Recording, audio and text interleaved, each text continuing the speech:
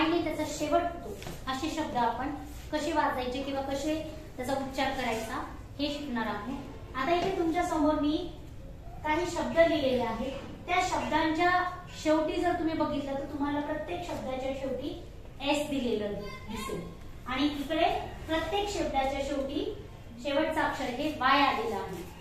तर आता ही गोष्ट लक्षात येईल की इथे प्रत्येक लिहिलेला शब्द हा आधी विचार केला तर बॅगचा अनेक वचन असलेला शब्द आहे। बॅगचा अनेक वचन काय आहे? बॅग। बॅग्स म्हणजे एक पिशवी आणि अनेक पिशव्या किंवा एक वटवाघूळ किंवा अनेक वटवाघळ म्हणजे एस लागल्यानंतर त्या वस्तू किंवा अनेक वस्तू असं रूपांतर झालेलं आहे। मग इथे हा शब्द कसा वाचायचा हे आज आपण बघणार आहोत। बघा तुम्हाला माहिती बी च साऊंड ब, ए साठी आपण काय लिहितो अर्थचंद्र, जी च ग आणि या यस चा साऊंड जो आहे तो स होतो पण वाचताना हे बॅग्स वाटतो। काय वाचतो?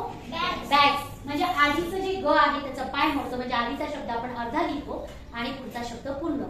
कळालं का? मग वाचताना कसं वाचणार हे? बॅग्स। काय वाचणार? बॅग्स। परत पुढचा शब्द कसा तयार होतो ते सांगा? बी चा ब आणि ए साठी अर्थचंद्र, टी च ट म्हणजे अर्धा काय बरं का? काय? आणि यस च स काय शब्द झाला? बॅग्स। काय झाला? बॅग्स। चला कोण लिहितं पुढचा शब्द? सी च ही वरती पी च पाय मोडा आणि स वाचताना कसं वाचणार? कॅट। कॅपस वाचायचं नाही कॅप। चला आता ए चा साऊंड ए, मग हे आपण सुरुवातीला वॉवेल आल्यामुळे आपण इथे ए लिहिणार आहोत। काय लिहिणार आहे? ए। आता काय झालं रे? ए झालं का? आता न एन आणि टी जवळ जवळ आले दोन कन्सोनंट। मग मी काय सांगितलं तुम्हाला? आधीचं कन्सोनंट अर्ध लिहायचं आणि टी चा ट। आता परत सांगितल्याप्रमाणे हे ट अर्ध काय शब्द झाला? हँड्स। काय झाला? हँड्स म्हणजे मुंग्या। हँड्स म्हणजे मुंग्या। चला आता पुढचं कोण लिहितं? लिहा। ई साठी टी च काढा अर्ध ट कसं? पाय मोडा आणि यस च काय शब्द झाला? पेट्स। काय झाला? पेट्स। चला नेक्स्ट कोण लिहितं? ए चं साऊंड ग। आय साठी काय करतो आपण? मोठे आय शब्द किड्स। किड्स म्हणजे मुले। चला कोण लिहितं समज? यस लिहा। डबल ई साठी आपण काय करतो? डबल ई साठी वेलेंटी, दुसरी वेलेंटी। डबल ई साठी काय करतो आपण? दुसरी वेलेंटी। चला डी चा ड आणि पाय मोडा त्याचा आणि यस चा स लिहा। काय झालं शब्द?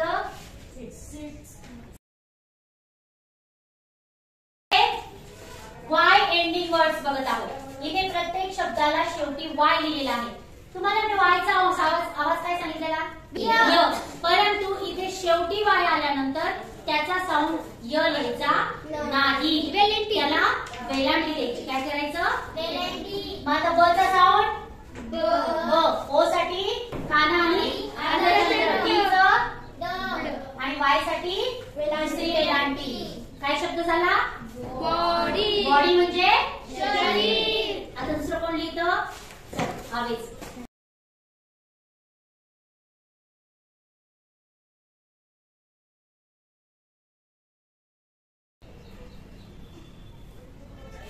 Very good. दुसरी वेलांटी काय शब्द झाला? कॉफी। कॉफी म्हणजे नक्कल। ओके ना? यू चा साऊंड काय रे?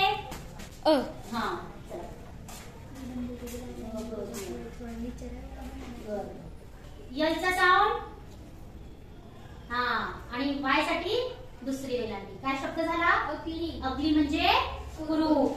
चला नेक्स्ट आय साठी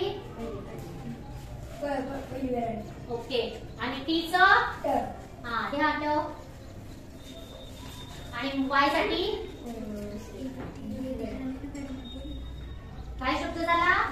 पीटी। साऊंड लिहा।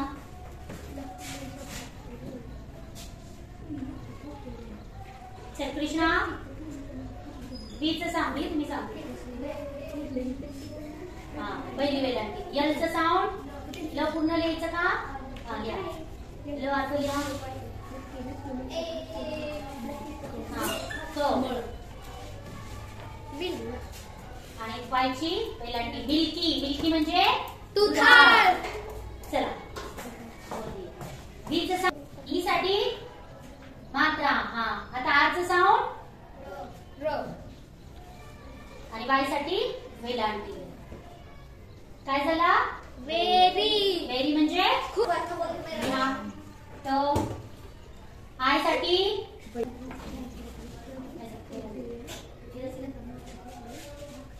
हा आणि यांचं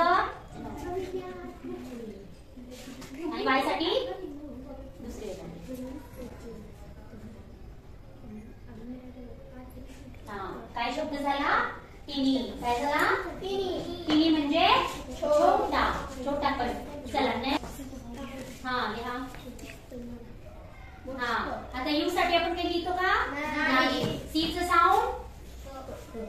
हा आता सी आणि के दोन्हीचा साऊंड एकच आहे. तुम्हाला मी सांगितलं जर दोन अक्षरांचा आवाज एकच असला तर एकदाच लिहायचं ल. हा आणि वाय साठी काय करायचं? काय शब्द झाला? लकी म्हणजे भाग्यवान. कळालं का तुम्हाला? आता तुमच्या याच्यात लक्षात आलं असेल की शेवटी जर वाय आलं तर त्याच्यासाठी काय करायचं? दुसरी वेलांटी द्यायची. ओके. त्यानंतर शेवटी जर येस आलं तर त्या शब्दाला स लिहायचं, पण त्याच्या आधीचा शब्द आपण अर्धा लिहायचा. कळालं का? जसं इथे आपण अर्धा शब्द लिहिलेला